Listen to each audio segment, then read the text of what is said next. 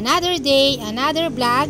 Binisita ko nga pala ngayon ang aming bahay kubo. Dahil nga ngayon lang ako nagkaroon ng time. Ngayon lang din ako nakapunta dito. Tiningnan ko nga at napakarami na at malalago na ang mga damo. May ilang linggo na nga ang pag-ulan dito sa amin.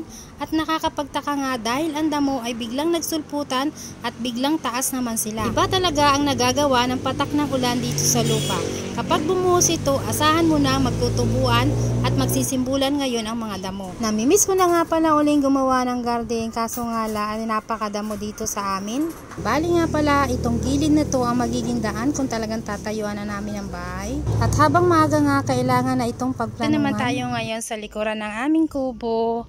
At sa tagal ng hindi ko pagbisita dahil tag-ulan na, ito na ang eksena ngayon dito. Masyado nang mataas ang mga damo. Kumapal na siya at nito ngang nakaraang nag-init ng ilang araw, si boss naisipan niyang magtanim. Bali ito nga pala yung salay o tanglad o lemongrass sa English.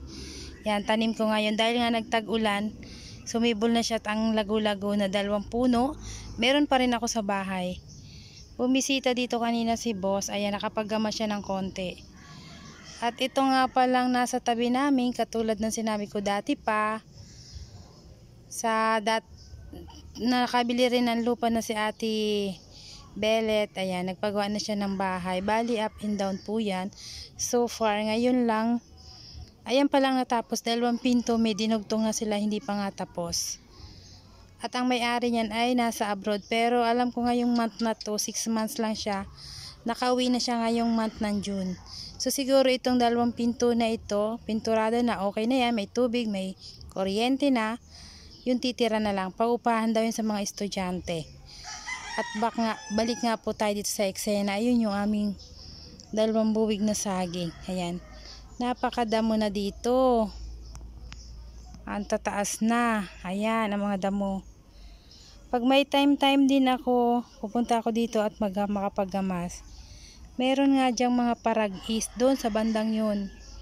Doon sa bandang yun may paragis doon. Yung paragis na yun, isang uri ng damo na pwedeng gawing gamot. Iniinom yan ni boss kasi mainam to sa medyo masakit ang tiyan. Marami siyang pwedeng gamot.